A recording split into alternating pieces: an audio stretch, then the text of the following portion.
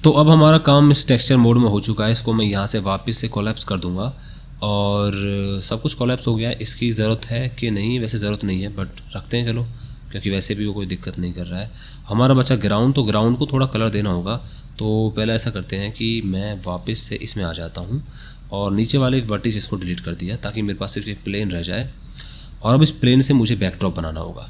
तो बैकड्रॉप कैसे बनता है आप देखोगे। अब इसको सबको स्केल किया, पहले तो इसको सेलेक्ट किया एंड सेलेक्ट करके इस वाली वर्टेक्स को, दोनों को, और साथ में इसको भी, क्योंकि मेरा कैमरा इस तरफ होने वाला है तो यहीं रखते हैं, अपने इन दोनों को रखते हैं EZ लगभग इतना, और इन दोनों वर्टेक्स को सेलेक्ट किया और साथ में इसको भी कंट्रोल B, और करीब जितनी वर्टेक्स आप देना चाहो दे सकते हो, ऑलमोस्ट इतनी ठीक है।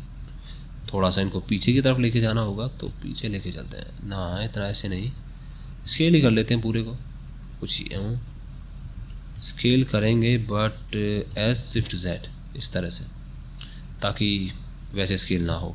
अब इसको थोड़ा पीछे की तरफ, लाइक यहाँ पर, अब ठीक है।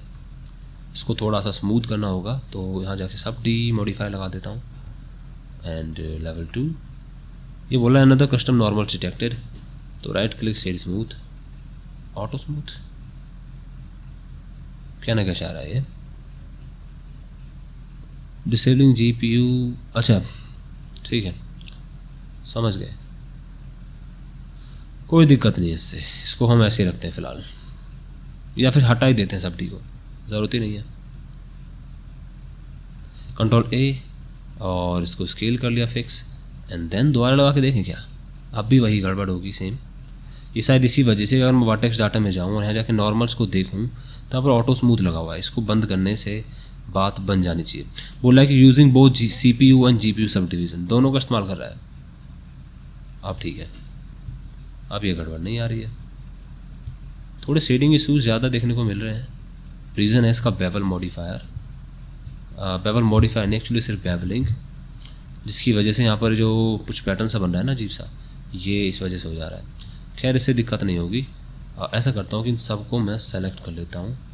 अगर फ्रंट में जाऊँ तो वर्टेक्स में जाके इन सबको जो ऊपर ऊपर वाले हैं, और GZ नहीं, ऐसे नहीं, कुछ इस तरह से कि ये भी ऊपर की तरफ जाए, या फिर ठीक है कोई दिक्कत नहीं है इससे, क्योंकि वैसे भी नहीं दिखने वाला, खामखाई परेशान हो रहा हूँ मैं। हाँ, तो इसको कलर देना होगा एक, और इसको कलर देने वाला हूँ वही जो वहाँ दिया था। जल्दी से बैक ड्रॉप नाम देते हैं इसका, बैक ड्रॉप नाम देने के बाद अब काम कराते हैं इससे, ये वाला। ओके, सो वो भी हमने ग्राउंड तैयार कर दिया है। नेक्स्ट टर्न है, अच्छा ये वाला कुछ ज़्यादा ही लाइट है। नेक्स्ट टर्न है, मुझे कुछ ऐसा ग्राउंड बनाना ही होगा। तो ऐसा ग्राउंड बनाने के लिए करना क्या होगा, मतलब करना तो ठीक है, HDRI भी सेट करना होगा। तो पहले ग्राउंड बनाते ही हैं, वापस करते हैं Shift A, आपको पहले यहाँ सेलेक्ट रखना है। Shift A, प्लेन में गए, Shift GZ, और इसको यहीं रखा, और एक मिनट कहाँ गया मैं, यहीं रखा, और इस पर सबसे पहले मैं सब डीमॉडिफाई लगाऊंगा ताकि इसकी शेप कुछ ऐसी हो जाए। ओके, इसको थोड़ा स्केल कर लिया, ऑलमोस्ट लाइक दिस, और थोड़ा लेवल बढ़ा देते हैं, कुछ यूँ ठीक रहेगा। Y कुछ इतना ठीक है। ओके, SX भी कर लेते हैं थोड़ा सा, कुछ यहाँ पर, एंड GX। ओके, तैयार है सीन, सब कुछ कवर हो गया है। SY फिर से करता हूँ थोड़ा सा, और GY करीब यहाँ पर, एंड देन इसको सेलेक्ट किया, फेस को E से मैंने ऊपर एक्सट्रूड कर लिया। अब सही लग रहा है ना, थोड़ा ज़्यादा हो गया तो मैं इसको नीचे कर सकता हूँ, और सब डिवीज़न भी बढ़ा सकता हूँ राइट क्लिक करके, शेड स्मूथ। ओके, तो ये मेरा ग्राउंड भी तैयार है बनके। थोड़ा सा छोटा हो गया है तो उसको मैं थोड़ा बड़ा कर देता हूँ, या फिर छोटा भी रहने दो तो क्या दिक्कत है। रही बात घास फूस की, तो उसको एडजस्ट करना पड़ेगा। और मेरे लालटेन वगैरह ये सब छोटे हो गए हैं, तो सिर्फ इनको बड़ा करके ऊपर, बड़ा क्या यही ज़्यादा बड़ा आ गया है, इनफैक्ट पूरा प्लेन ही ऊपर आ गया है।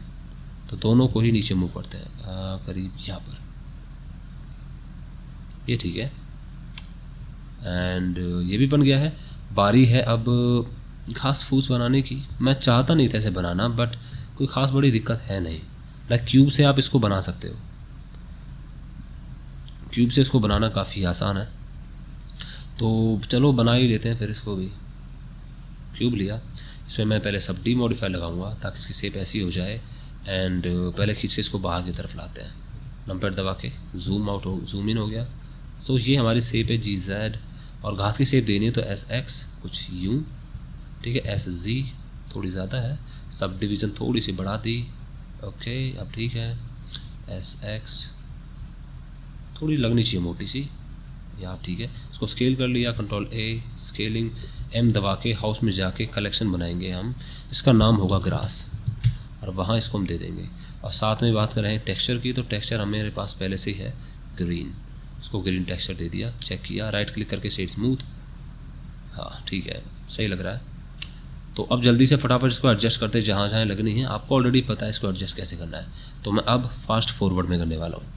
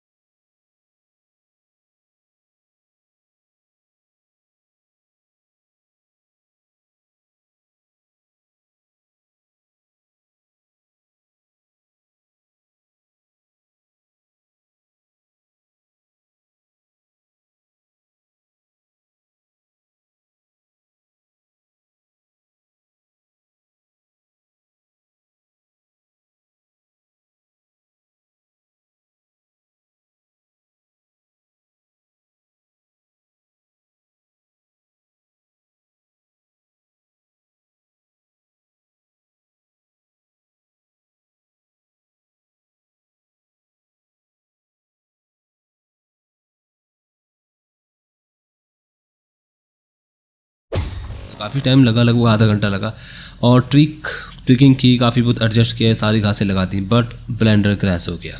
रीज़न आप जानते हो, ये LTS वर्जन नहीं है 3.5, 3.3 डाउनलोड कर सकते हो आप LTS, वो आसानी से क्रैश नहीं होता है। तो LTS की ये बात अच्छी होती है। अब साथ में मैं रिकॉर्डिंग कर रहा हूँ, रिकॉर्डिंग में से काफ़ी सारी नॉइसेज हैं आसपास, और नॉइसेज को रिमूव भी कर रहा हूँ। तो एक सॉफ्टवेयर है जो कि इस काम को कर रहा है मेरा, तो जिसकी वजह से कंप्यूटर पे काफ़ी लोड पड़ता है। ऊपर से इतना हैवी सीन हो गया हमारा, 82,000 वर्टिसेस हो गई हैं, तो क्रैश हो जाता है। खैर कोई बात नहीं, क्रैश हो गया तो अब मैं घास नहीं लगा रहा हूँ, मैं सीधा इस सीन को कंप्लीट करता हूँ। तो करते कंप्लीट करने के लिए सबसे पहले मुझे इंटरनेट पे जाना होगा, और इंटरनेट पे जाके एक HDRI डाउनलोड करना होगा अच्छे से, HDRI। पॉली हेवन वेबसाइट पर आ जाने के बाद आप HDRI में आएंगे, और HDRI में आके जो टेक्सचर आपको या फिर जो भी HDRI आपको पसंद आता है, उस HDRI से आप काम कर सकते हो। जो हमारे सीन से मैच करता है वो HDRI ये वाला ज़्यादा ठीक लग रहा है मुझे। बाकी जो भी आपको पसंद आए, मतलब ढूंढना पड़े तो ढूंढो भाई, बहुत सारे यहाँ पर हैं। फ़िलहाल मैं इस वाले को ले रहा हूँ, जो भी नाम है ये, लिम्पोपो गोल्फ कोर्स, अजीब सा नाम है, लिम्पॉप बोलते होंगे इसको, लिम्पॉप गोल्फ कोर्स, काफ़ी माउथफुल वर्ड है। खैर इसको मैंने ओपन किया, और 4K में डाउनलोड कर लें या 2K में, वैसे तो मैटर नहीं करता, बट वो सब आपके हाथ में। मैं 2K डाउनलोड कर रहा हूँ, एंड डाउनलोडिंग पे इसको लगा दिया। डाउनलोड हो जाने के बाद मैं वापस अपने ब्लेंडर में आ जाऊँगा, और ब्लेंडर में आने के बाद अब मुझे करना क्या है, वापस शेडिंग सेक्शन में जाऊँगा। इसकी मुझे ज़रूरत नहीं है, अब ये मेरा घर तैयार है पूरी तरह से। और जो इसको बोलते हैं पीछे का HDRI, लेकिन उसके लिए सबसे पहले मुझे इसमें आना होगा, और तैयार रहें आप, क्योंकि यहाँ पर ब्लेंडर फिर से क्रैश हो सकता है। तो मैं बार बार सेव करता रहूँगा ताकि मेरा ब्लेंडर क्रैश ना हो जाए। हाँ, तो अब हम HDRI लगाने वाले हैं। तो पहले तो मैं इसको साइकिल में करूँगा, एंड देन GPU, ताकि कोई परेशानी ना हो। और नॉइस में व्यू पोर्ट में सैम्पल काफ़ी कम कर लेता हूँ, लाइक 32 के समथिंग, डी नॉइस ऑन कर देते हैं। और रेंडर की बात की है, लेकिन फिर भी मैं इसको 512 कर लेता हूँ अभी के लिए। और फिलहाल कोई सेटिंग मुझे छेड़नी है नहीं, जो है सब ठीक है। हाँ, कलर मैनेजमेंट में जाके मैं थोड़ा सा फिल्मी की स्टाइल से स्टैंडर्ड पे आ सकता हूँ, क्योंकि मुझे स्टैंडर्ड कलर थोड़ी ज़्यादा पसंद है, जैसे कि आप देख पा रहे हो। और मैं रेंडर मोड में आ जाऊँगा। फ़िलहाल मेरे पास कोई भी HDRI है नहीं, तो में लैंप लगा शायद, और यहाँ टेक्सचर को सेलेक्ट करना और ओपन टेक्सचर।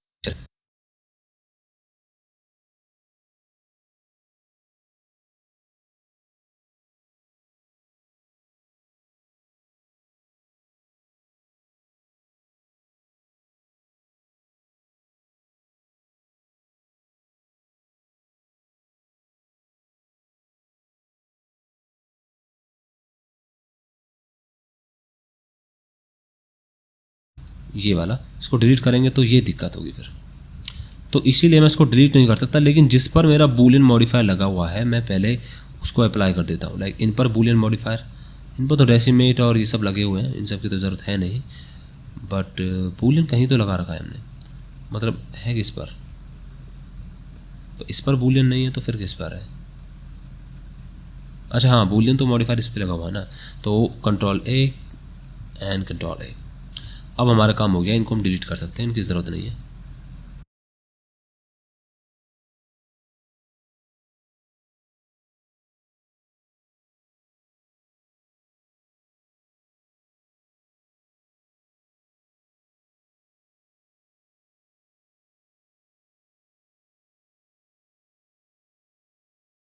सॉरी गलत चीज़ काट दी, ये काटना है। अच्छा इन पर देख लेता हूँ किसी पे बूलियन मॉडिफायर लगा तो नहीं है। अगर मैं इसको काटूँ और इसको काटूँ तो कोई दिक्कत होगी? होगी, बिल्कुल होगी, क्योंकि मेरे गेट पर शायद बूलियन लगा हुआ है। कंट्रोल ए एंड देन मैं इसको काट सकता हूँ। अब कोई दिक्कत है क्या? नहीं है, देखो जाके।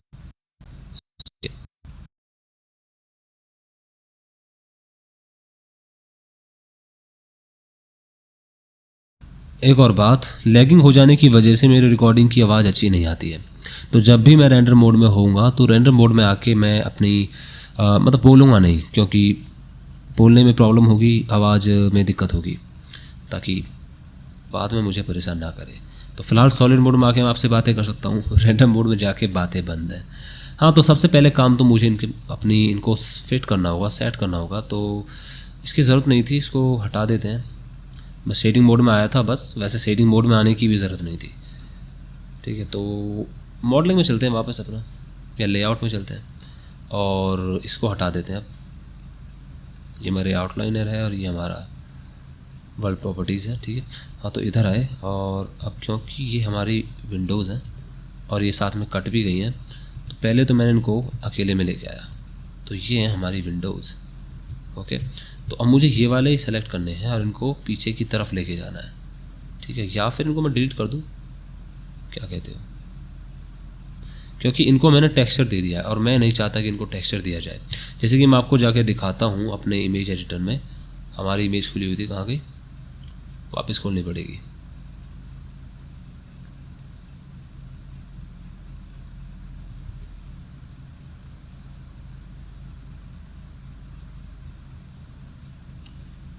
हाँ, तो मैंने अपनी इमेज खोल लिया। जैसे कि आप इमेज में देख पा रहे हो कि जो हमारी विंडोज़ हैं ये यहाँ पर ब्लैक ब्लैक है, मतलब ब्लैक है, तो हमको इनको ब्लैक टेक्सचर देना होगा और शायद हमारी बात बन जाए।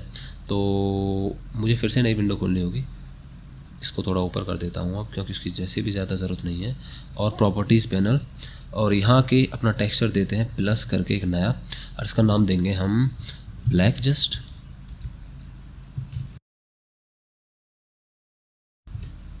ब्लैक टेक्सचर दिया और इनको सेलेक्ट किया, इसको और सॉरी इसको एंड इसको, और असाइन कर दिया ब्लैक में जाके, असाइंड। ठीक है, और साथ में मुझे यहाँ पर इनको ब्लैक कलर देना भी तो होगा, तो ब्लैक तो दे दिया है, वैसे ज़्यादा ब्लैक हो गया, इतना ठीक है। देखो रेंडर मोड में जाके, हाँ ठीक है, ठीक है, यही ब्लैक देना है मुझे अपने इन जालियों को। तो इन जालियों को सिलेक्ट करके पहले तो मैं इनका मॉडिफायर अप्लाई कर देता हूँ, क्योंकि अब मॉडिफायर्स की ज़रूरत नहीं है, और इनको भी जल्दी से ब्लैक दे देते हैं। तो यहाँ गए और यहाँ जाके सीधा ब्लैक, एंड थोड़ा ज़्यादा डार्क ब्लैक करना होगा तो ब्लैक 2 नाम दे देते हैं इसका। अब ब्लैक 2 दे के इसको थोड़ा सा ज़्यादा dark, like this. Okay, check कर दें एक बार रेंडर को, लेकिन रेंडर जाने से पहले मैं कैमरा सेट करता हूँ। तो मेरे पास पहले से कैमरा था, उसको वापस कलेक्शन को अनेबल किया, ये मेरी लाइट है जिसकी ज़रूरत अभी पड़ेगी अगर पड़ी तो। और ये मेरे पास फ़िलहाल कैमरा है। कैमरे को मैं शिफ्ट टाइटल दबाऊंगा जिससे मैं नॉर्मल मोड में आ सकता हूँ।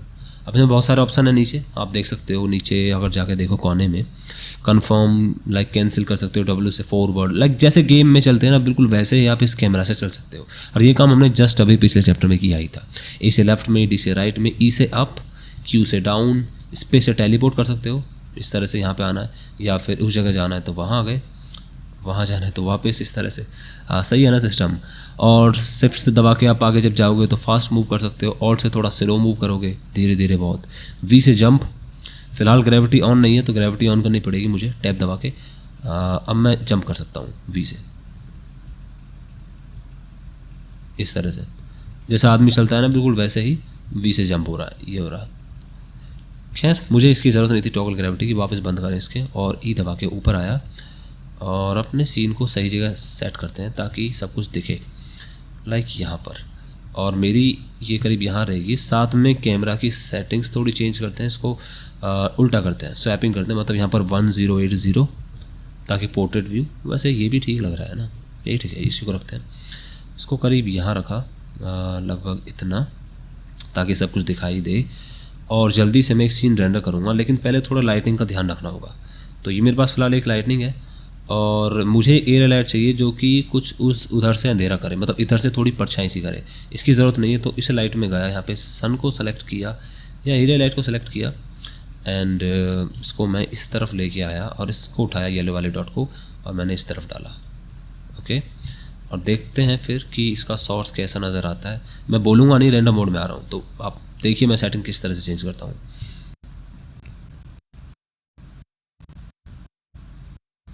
तो सबसे पहले मेरा HDRI बहुत ज़्यादा हाई है, मुझे इसे को उसको थोड़ा कम करना होगा, लाइक 0.6।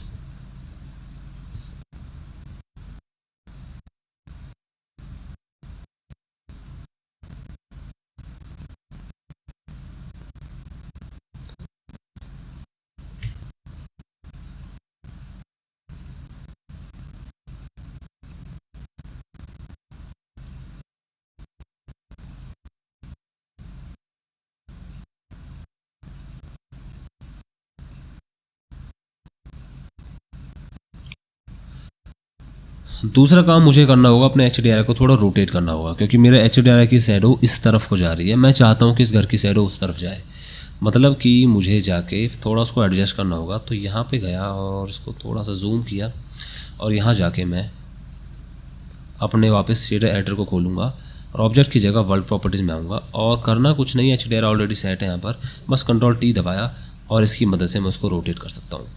तो इनकी मदद से रोटेट होगा। मैं फ़िलहाल Z में रोटेट करूँगा तो आप देखिएगा किस तरह से चीज़ें चेंज होती हैं।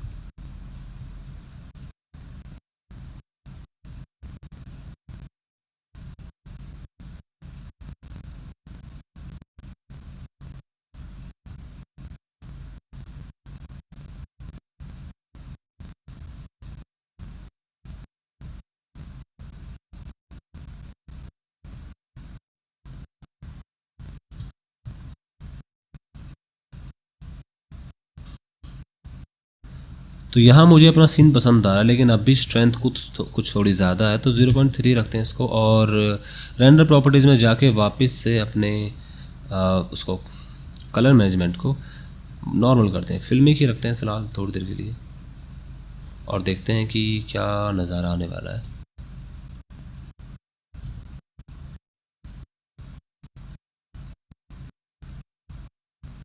अब सीन काफ़ी हद तक ठीक लग रहा है, लेकिन ये एरिया लाइट उधर ना जाके मैं इसको चाहता हूँ कि इधर रहे और कुछ सामने से लाइट मारे, लाइक कुछ इस तरह से यहाँ पर लाइट लगनी चाहिए।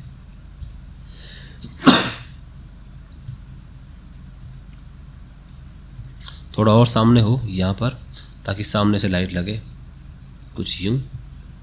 ओके, थोड़ा सा नीचे की तरफ, तो यहाँ पर लाइट मारनी है, वो भी नीचे की तरफ।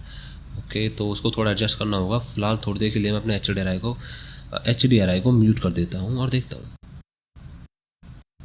और जाके अपनी लाइट को थोड़ा बहुत एडजस्ट करूँगा ताकि लाइटिंग बिल्कुल ठीक हो जाए। तो थोड़ा बहुत इसको येलो सनलाइट सा कलर दे देते हैं।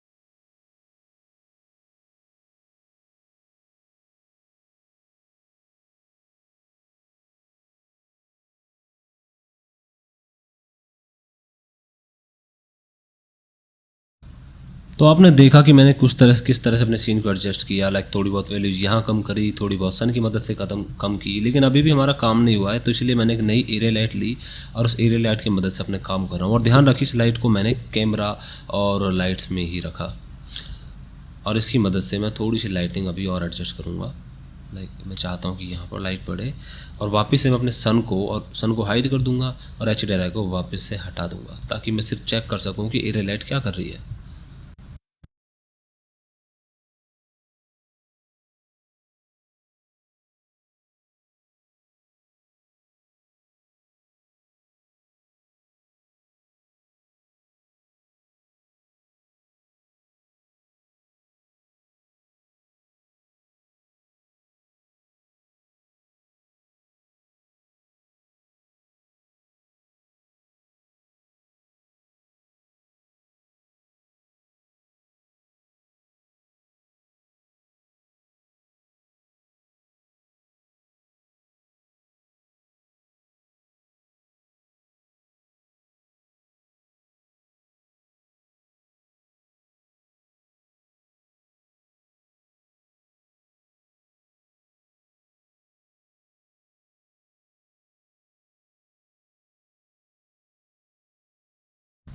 और ध्यान रहे कि एरिया लाइट जितनी ज़्यादा दूर और जितनी ज़्यादा बड़ी होगी उतनी ही ज़्यादा सॉफ्ट शैडो बनाएगी। समझाता हूँ आपको किस तरह से काम करता है सब। मैं वापस से रेंडर में जाऊँगा और आप देखना, जब मैं इसका साइज़ चेंज करूँगा तो किस तरह से शैडोज़ पर फ़र्क पड़ता है।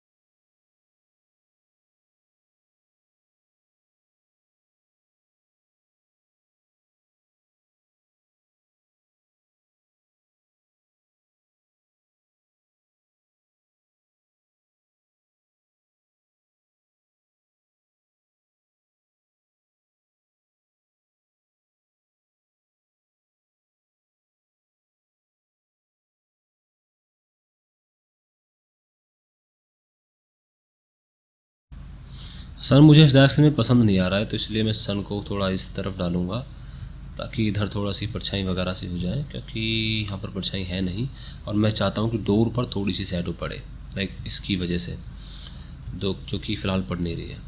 थोड़ा सा उस तरफ अब देखता हूँ कि क्या होता है इससे। वैसे तो लाइटनिंग बहुत ज़्यादा सिस्टम सेट करना होता है, लाइक एरिया लाइट और बैक लाइट, फोर्ट लाइट, बहुत सारी लाइट है, बट हम अपने को जितना आसान कर